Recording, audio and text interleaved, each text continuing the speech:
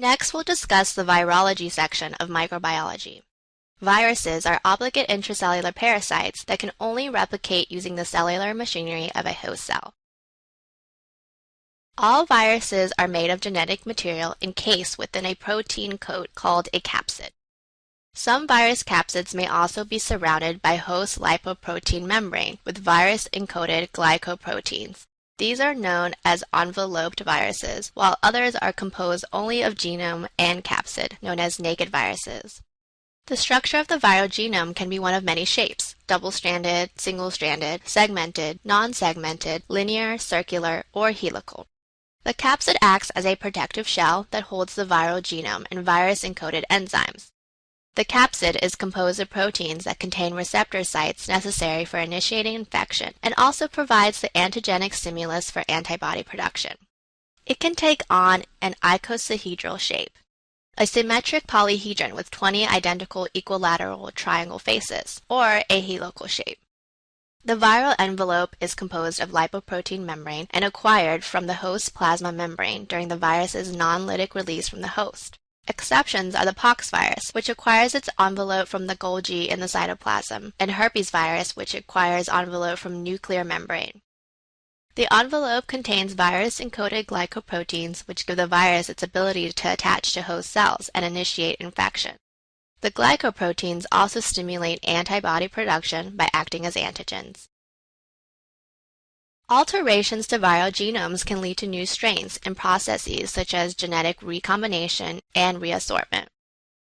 Phenotypic changes that do not change the viral genome include processes such as complementation and phenotypic mixing. Recombination involves the exchange of genetic material between two related viruses during co-infection of a host cell. It involves the exchange of genetic material between homologous genes of two chromosomes. Changes in viral genome that result from genetic reassortment are called genetic shift. Genetic shift alters the antigenic profile of a virus and occurs when two strains of a segmented virus infect the same cell. These two strains can mingle their respective segments and create a new progeny strain containing sequences from both parent strains. This can be seen in the influenza virus and leads to worldwide pandemics.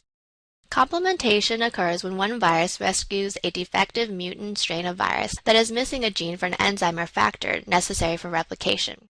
The two viruses co-replicate together, with the rescuer virus supplying the missing factor or protein to the defective virus. The defective virus is now able to replicate and form progeny, but the progeny of this mutant virus will also lack the same gene and won't be able to replicate unless they too are rescued. In this next description of phenotypic mixing, or to be more precise, what is known as phenotypic masking, a single host cell is infected with two related viral strains. The genome of one strain, virus A, is packaged within the capsid of another, virus B, so that the outside capsid is composed of proteins encoded completely by virus B, but the inside of the virus contains genetic material from virus A. Therefore, progeny of this pseudovirion will contain the same genetic material and capsid proteins as that encoded by virus A, but virus B capsid determines infectivity patterns of the pseudovirion. Live vaccines incorporate attenuated or weakened viral strains and are effective against envelope viruses that require cell-mediated immune responses to clear. The responses to a live virus will be Th1 and Th2, thereby stimulating longer-lasting immunity through the development of a humoral, cellular, and memory immunity. The risk with live vaccines is that they can revert to active virulent strains. The live viral vaccines include smallpox, yellow fever, chickenpox, which is VZV, Sabin's poliovirus, and MMR. Inactivated vaccines contain killed virus with immunogenic stimulants such as the viral capsid or envelope antigens. The immune response is predominantly Th2, thus generating only a humoral antibody response, with no strong cell-mediated response. Therefore, the immunity is short-lived and requires boosters to maintain. However, inactivated vaccines are safer, especially for immunocompromised patients. This can create some classic boards questions, which expect that you know the difference between inactivated and live vaccines, so that you can make the appropriate recommendations regarding preventative vaccine care in immunocompromised patients. Killed or inactivated viral vaccines include rabies, influenza, the Salk polio, and hepatitis A viral vaccines. All DNA viruses contain double-stranded DNA, except that of parvovirus, which has a negative single-stranded DNA.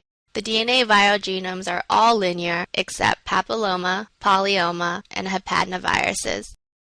Papilloma and polyoma have circular DNA, and hepatinovirus has a partially circular DNA. The RNA viruses all contain single-stranded DNA except for the reoviruses, which include rotavirus and reovirus. The reoviruses contain double-stranded DNA. After you become more familiar with the RNA viruses, which we'll discuss soon, perhaps this mnemonic will help you to remember which ones are the positive-stranded RNA viruses. These include retrovirus, togavirus, flavivirus, coronavirus, hepivirus, calicivirus, and picornavirus. Use this mnemonic to help you. I went to a retro toga party where I drank flavored Corona and ate hippie California pickles. The purified nucleic acids of positive single-stranded RNA viruses and most double-stranded DNA viruses are infectious. The exceptions to DNA viruses are pox virus and hepatitis B virus. Naked nucleic acids from negative single-stranded and double-stranded RNA viruses are not infectious on their own. This fact is to remind you that all viruses are haploid and contain only one copy of DNA or RNA. What is the exception? Right, retrovirus, which is double-stranded because it contains two copies of the identical single-stranded RNA molecules. DNA viruses, except pox viruses, enter the nucleus and use the host cell DNA-dependent RNA polymerase to synthesize mRNA from its negative-stranded template. Pox virus has its own DNA-dependent RNA polymerase and therefore doesn't need to replicate in the nucleus using host cell polymerase. Hepatitis B virus is a unique virus because its double-stranded genome contains single-stranded regions scattered throughout. This virus contains a reverse transcriptase, an RNA-dependent DNA polymerase that must synthesize a DNA strand before entering the nucleus. RNA viruses, except influenza and retrovirus, replicate in the cytoplasm. Genomes of positive-stranded RNA viruses function as mRNA and are used as the template for protein synthesis immediately upon virus entry into the host cell. Negative-stranded RNA viruses must first synthesize a positive-sense RNA using its RNA-dependent RNA polymerase before protein synthesis can begin. This RNA-dependent RNA polymerase is contained within the viral capsid. Enveloped viruses are highly susceptible to damage by conditions such as detergents, extreme pH, temperature, and organic solvents. Naked viruses, on the other hand, are usually more stable than enveloped viruses because they come equipped with the ability to withstand these agents.